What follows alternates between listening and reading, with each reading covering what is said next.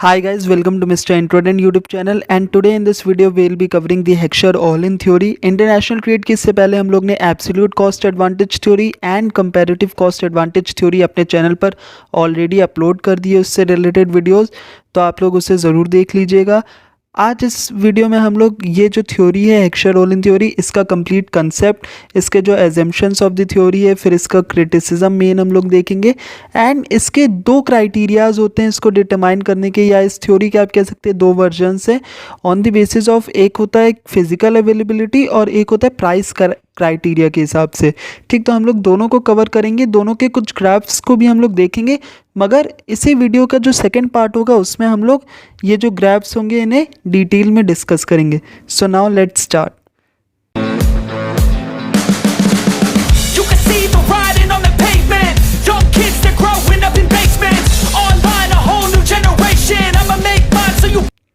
सबसे पहले हम लोग देखेंगे दी हेक्सचर ऑल-इन theory. Heckscher all-in theorem states that the main determinant of the pattern of production, specialization and trade among regions is the relative availability of factor supplies। ठीक, सबसे important जो इस थ्योरी का पार्ट है जिसे माना गया है दैट इज़ फैक्टर सप्लाई। अब फैक्टर्स क्या होते हैं? किसी भी चीज़ को प्रोड्यूस करने में जिन भी चीज़ों का आप कह सकते हैं यूज़ हम लोग करते हैं that is factor. For example किसी भी चीज़ को आप अगर वीट की हम लोग बात करते हैं, आपको अगर वीट का प्रोडक्शन करना है, ठीक, वीट का अगर आपको प्रोडक्शन करना है तो उसके लिए फैक्टर्स क्या लग सकते हैं? लेबर होता है फैक्टर, लैंड होता है फैक्टर, ठीक, उसके अलावा कैपिटल होता है फैक्टर, या फिर और भी बहुत सारे फैक्टर्स होते हैं। मगर ये जो थ्योरी है ये फैक्टर के सप्लाईज की बात करती है, यानी फैक्टर के अवेलेबिलिटी की बात करती है। ठीक, यानी जिस भी दो कंट्रीज़ के बीच में, देखिए फिर से अगर ये इंटरनेशनल ट्रेड की थ्योरी है तो इसका मेन टॉपिक क्या होगा कि दो कंट्रीज़ के बीच में ट्रेड किस वजह से होता है या कब तक होता है या क्यों होता है। ठीक, तो यहाँ पर भी दो कंट्रीज़ हैं, ठीक, उनके बीच में ट्रेड कब होगा या किस वजह से होगा? फैक्टर सप्लाईज या फैक्टर की अवेलेबिलिटी की वजह से। यहाँ पर हम लोग एक टर्म यूज़ करते हैं दैट इज़ फैक्टर इंडोमेंट्स। ठीक, यहाँ पर देख सकते हैं आप लिखा हुआ फैक्टर इंडोमेंट्स। ठीक, फैक्टर इंडोमेंट्स का क्या मतलब है? रीजन्स और countries have different factor endowments and factor supplies.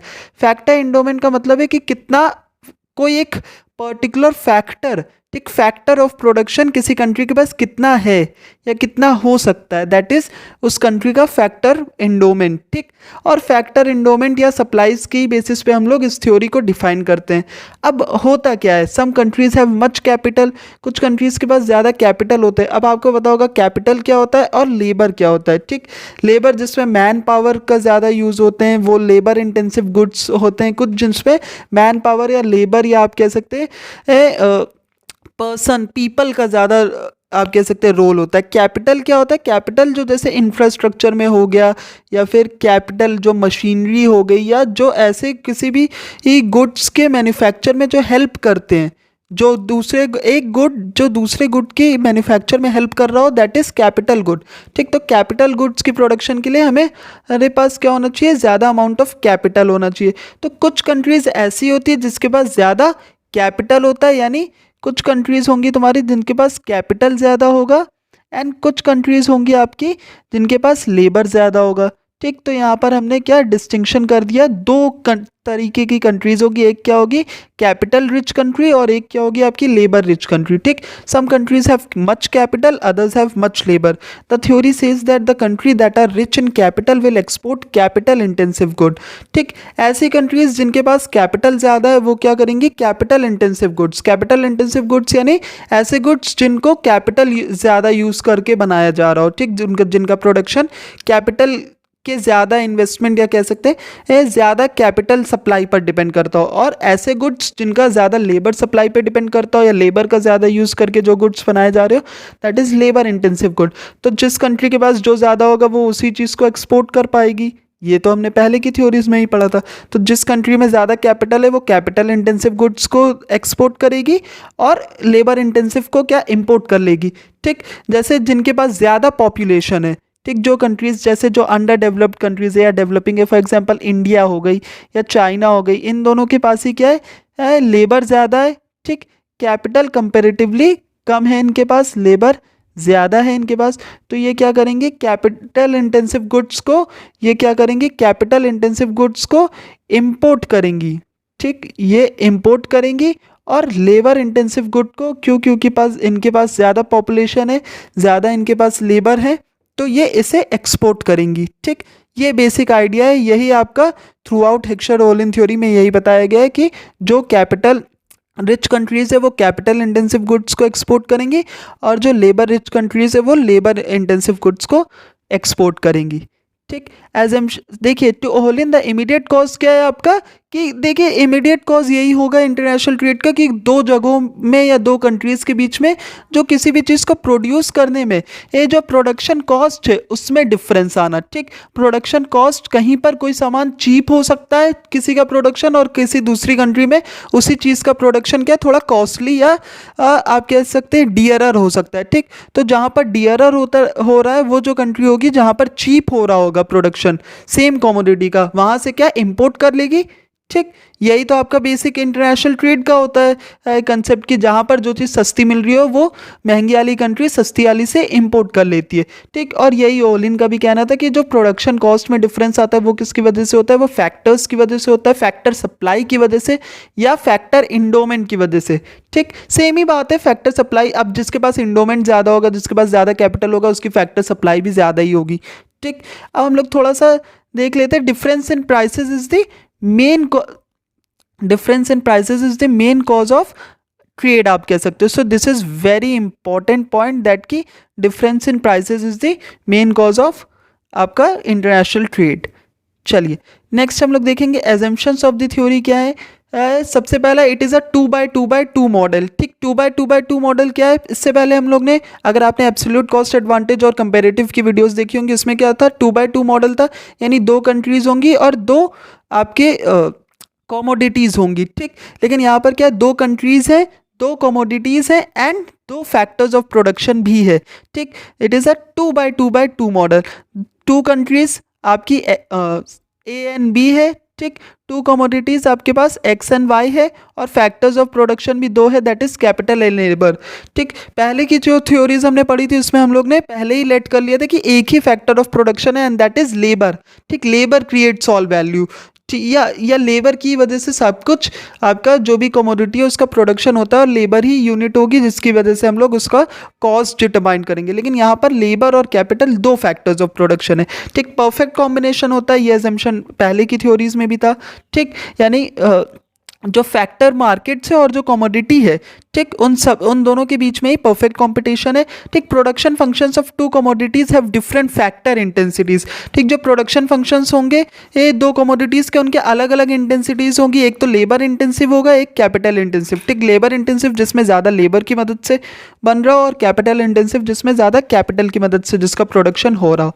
ठीक, फैक्टर इंटेंसिटीज़ जो है वो नॉन रिवर्सिबल नेचर की है। नॉन रिवर्सिबल का क्या सेंस है, कि ऐसा नहीं कि जो एक कोई कमोडिटी है आज के टाइम पे वो लेबर इंटेंसिव है तो वो लेबर ज़्यादा मांग रही है और बन रही है, फिर बाद के टाइम पे वो नई कैपिटल की बन गई, तो ऐसा कुछ चेंज नहीं होता है। ठीक, रिवर्स नहीं हो सकता है। ठीक, कि आज कोई गुड कैपिटल इंटेंसिव है बाद में लेबर इंटेंसिव हो गया, ऐसा इन्होंने एज्यूम किया है, ऐसा नहीं होता है। ठीक, जो दो इंटेंसिटीज़ आपकी दी हुई है किसी एक कमोडिटी, कोई एक कमोडिटी पर्टिकुलर इंटेंसिटी की ही हो सकती है, यानी या तो वो लेबर इंटेंसिव होगी या तो वो कैपिटल इंटेंसिव होगी। ठीक, the production functions are different for different commodities but are the same for each good in both countries. इसका क्या मतलब है कि जो प्रोडक्शन फंक्शन होगा वो अलग अलग कमोडिटी का अलग होगा। कमोडिटीज यहाँ पर एक्स और वाई है तो उनका जो प्रोडक्शन फंक्शन है वो अलग होगा, ऑब्वियस सी बात है अलग होगा।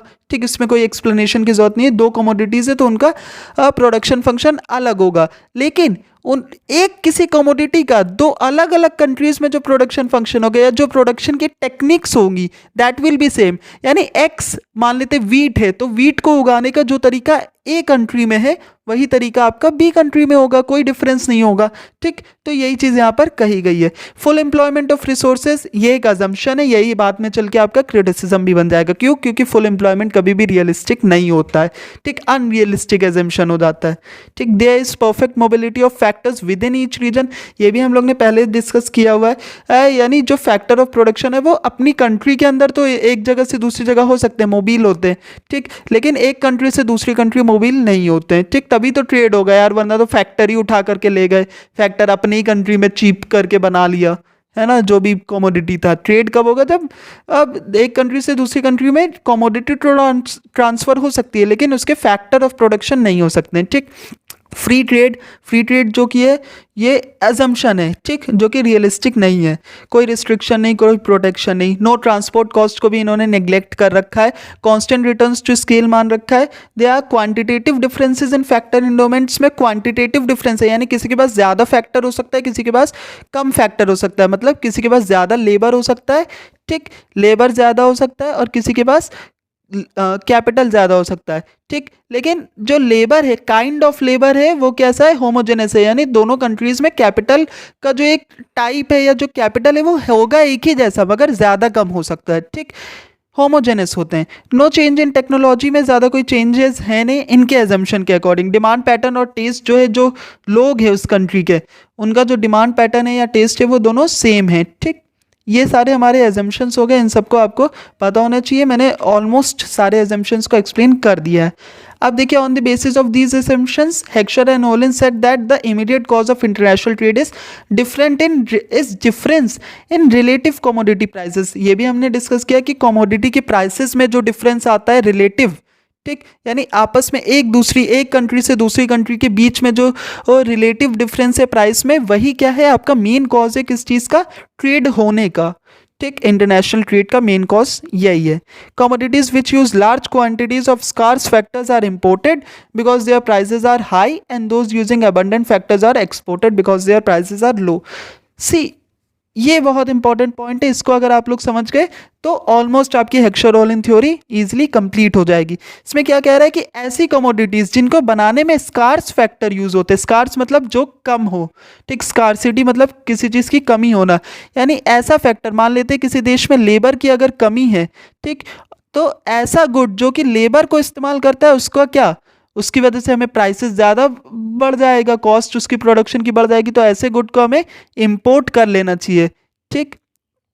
और उसी कंट्री में कैपिटल जो है वो सस्ता है, या कह सकते हो आप कैपिटल जो है वो अबंडेंट है, ठीक, कैपिटल अबंडेंट और लेबर अबंडेंट दो तरीके की कंट्रीज होती हैं, ठीक। तो कैपिटल अबंडेंट है तो ज़्यादा आसानी से चीपली आपका कैपिटल इंटेंसिव गुड्स इस कंट्री में बन जाएंगे, तो कैपिटल इंटेंसिव गुड जो चीज़ आसानी से बन जा रही है, जो चीज़ आपके देश में सस्ती है उसको आप क्या एक्सपोर्ट करते हो, जो चीज़ आपके देश में बनाना महंगा पड़ रहा है उसको आप इम्पोर्ट कर लेते हो।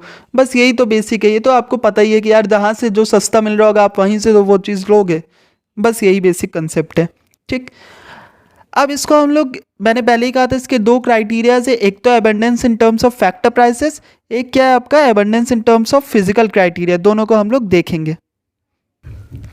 सी, अब फैक्टर प्राइसेस के बेसिस पे कैसे होता है कि किसी कंट्री में अगर किसी फैक्टर के प्राइसेस लो है तो वो कैसा हो जाएगा, उस फैक्टर का अबंडेंट कंट्री हो जाएगी, और किसी में अगर प्राइसेस हाई हैं तो वो उसका स्कार्स कंट्री हो जाएगी। सिंपल सा है, बस इतना ही है, हमें इसको हम लोग बहुत ज़्यादा डिटेल में नहीं जाएंगे। यहाँ पर हम लोग एग्जाम्पल से देखते हैं, जैसे price of capital divided by price of labour in a country A मान लेते हैं, ठीक। अगर ये ज़्यादा है, ठीक, या फिर यहाँ पर एक सेकंड, हमने यहाँ पर लेस देन का अगर सिंबल लगाया, अगर ये लेस देन है, यहाँ से करते हैं हम लोग, जैसे ये वाला पार्ट है, ठीक, price of capital upon price of labour, ठीक, ए कंट्री का, ठीक, ये अगर कम है price of capital upon price of labour B country के, तो इससे क्या पता चल रहा है कि प्राइस ऑफ कैपिटल जो है वो कहाँ पर ज़्यादा है, ए कंट्री में ज़्यादा है, तो ए कंट्री क्या हो जाएगी तुम्हारी, सॉरी, प्राइस ऑफ कैपिटल जो है वो ए कंट्री में कम है, ठीक, compare to price of capital जो बी कंट्री में है, तो ए कंट्री कैपिटल अबंडेंट हो गई, ठीक। जिस चीज़ का, जिस फैक्टर का प्राइस कम होता है, ठीक, वो कंट्री उस फैक्टर में अबंडेंट होती है, तो ए में कैपिटल का प्राइस कम है, तभी तो देखिए जब भी न्यूमरेटर कम होगा तभी तो हम लोग उसको लेस देन का साइन लगाएंगे, तो जब ये वैल्यू आपकी, ये वैल्यू ये वाली जो वैल्यू है ये अगर आपकी कम होगी, ठीक, ये अगर लेस देन है तो इसका मतलब क्या है कि आपका कैपिटल का जो प्राइस है वो ए में कम है और बी में ज़्यादा है। तो बी क्या हो जाएगी, लेबर अबंडेंट, और ए कंट्री जो है वो कैपिटल अबंडेंट हो जाएगी। यानी a country capital intensive goods को एक्सपोर्ट कर देगी और बी कंट्री जो है वो कैपिटल इंटेंसिव गुड्स को एक्सपोर्ट करेगी, ठीक। अच्छा, यहाँ पर इसका जो ग्राफ है इसको हम लोग एक सेपरेट वीडियो में डिटेल में इसको करेंगे। फिर भी हमें थोड़ा सा यहाँ पर हम लोग देख लेते हैं। यहाँ पर हमने दो आइसो क्वांट्स ड्रॉ करें, ये जो है वाई वाई और ये क्या है आपका एक्स एक्स, ठीक, दो आइसो क्वांट्स है, ठीक। एक लाइन है आपकी प्रोडक्शन लाइन, यहाँ पर हम लोग देख रहे हैं ए, एक है आपकी बी, ठीक। ए जो है वो कंट्री ए की यहाँ पर बात हो रही है, यहाँ पर कैपिटल इंटेंसिव गुड आपका एक्स है, ठीक। और यहाँ पर कैपिटल इंटेंसिव गुड जो है आपका यहाँ पर वाई है, ठीक। और लेबर इंटेंसिव गुड आपका यहाँ पर एक्स है, ठीक। जो कंट्री यहाँ पर हम लोग फिगर में देखेंगे, जो कंट्री ये आपकी ए है वो उसका जो आपका प्रोडक्शन आप लाइन देख रहे हैं, प्रोडक्शन फैक्टर लाइन जो देख रहे हैं यहाँ पर ए, ये जो है ये यहाँ पर देखिए वाई गुड को बनाने में इसे कम लेबर लग रहा है, ठीक, कम लेबर लग रहा है लेकिन ज़्यादा कैपिटल लग रहा है, ठीक, कम लेबर लग रहा है।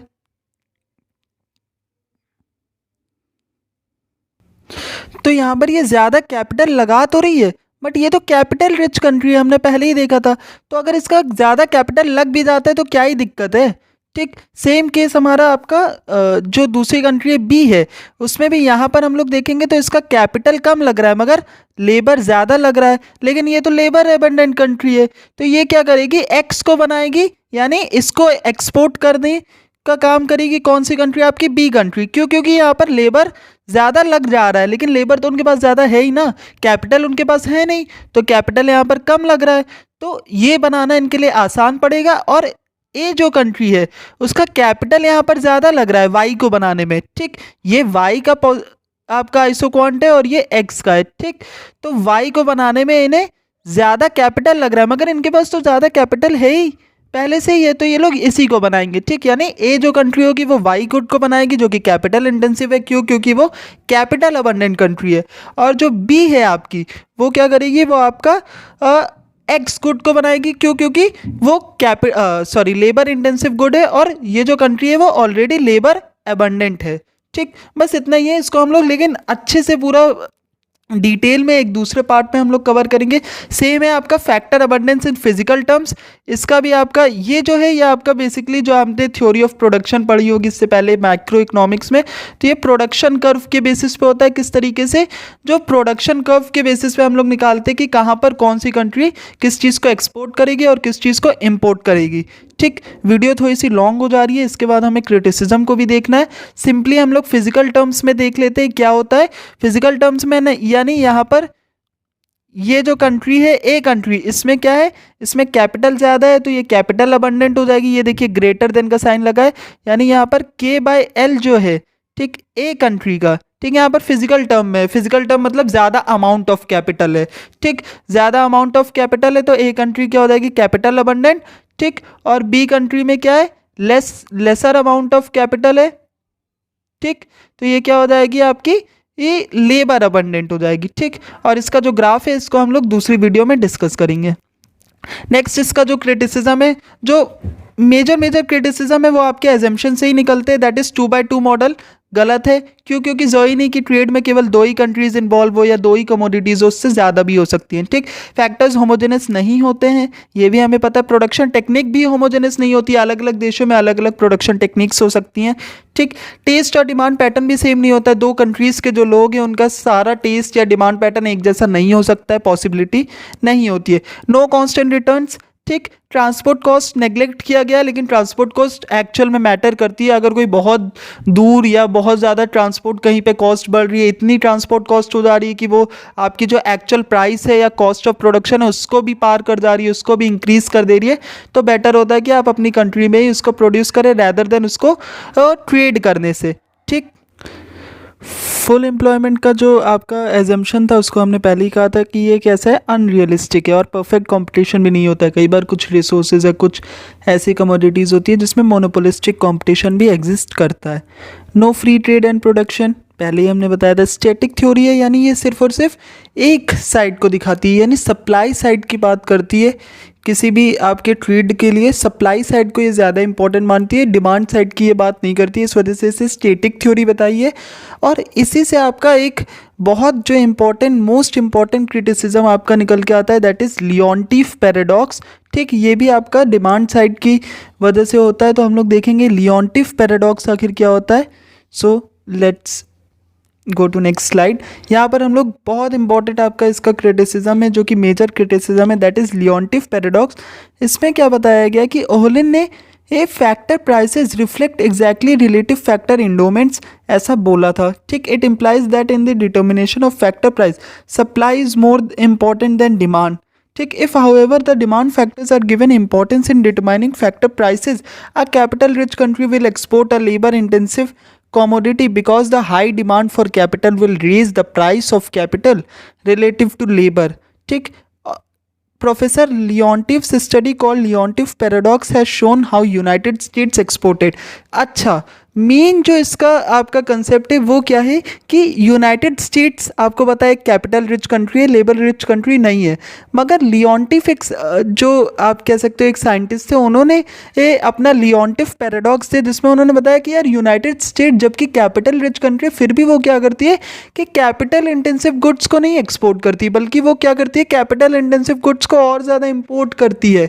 ठीक, और जो आपका लेबर इंटेंसिव गुड्स है उन्हें एक्सपोर्ट करती है। तो ये तो बहुत ही अलग चीज़ हो गई यार, ये तो ओहलिन थ्योरी का बिल्कुल ही ऑपोजिट हो गया। ऐसा क्यों करती है? क्योंकि जो कैपिटल रिच कंट्री है वहाँ पर सप्लाई तो है आपकी ठीक ठाक है, मतलब आपका कैपिटल रिच कैपिटल अबंडेंस है तो कैपिटल की सप्लाई भी है, मगर साथ ही साथ डिमांड इतनी ज़्यादा है उन कंट्रीज़ में कैपिटल गुड्स की कि वहाँ पर डिमांड की वजह से जो कैपिटल गुड्स है उनके प्राइसेस इतने ज़्यादा राइज कर जाते हैं कि उनको वो चीज़ें भी क्या इंपोर्ट करनी पड़ती है। और यही आपका मेजर क्रिटिसिज्म है हेक्सर-ओहलिन थ्योरी का कि इन्होंने क्या किया है, सिर्फ सप्लाई साइड की बात की है, डिमांड को नेग्लेक्ट किया है। इसकी वजह से ये एक स्टैटिक थ्योरी है और इसी की वजह से क्या हो जाता है, इसमें लियोन्टिफ पैराडॉक्स जनरेट होता है। लियोन्टिफ पैराडॉक्स क्या है कि कई बार क्या होता है कुछ कैपिटल रिच कंट्रीज़ या कुछ फैक्टर अबंडेंट कंट्रीज़ भी उसी फैक्टर गुड को या उसी फैक्टर इंटेंसिव गुड को इम्पोर्ट करती है रैदर देन एक्सपोर्ट। ठीक, तो ये था हमारा Leontief paradox. So thank you for watching. आपको इसके हैंड रिटन नोट्स और साथ में जो मैंने ग्रैब्स आपको दिखाए थे उसके अलग से उसमें लिखने का थ्योरेटिकल पार्ट, उसके भी नोट्स आपको मेरे टेलीग्राम चैनल पे अवेलेबल हो जाएंगे अगर आपको कुछ डाउट्स हो। ठीक, पहले तो आप जो ग्राफ वाली वीडियो है उसका सेकंड पार्ट आप ज़रूर देख लीजिएगा, एंड अगर आपको कुछ डाउट्स हो तो आप कमेंट सेक्शन में उससे पूछ सकते हैं। Thank you.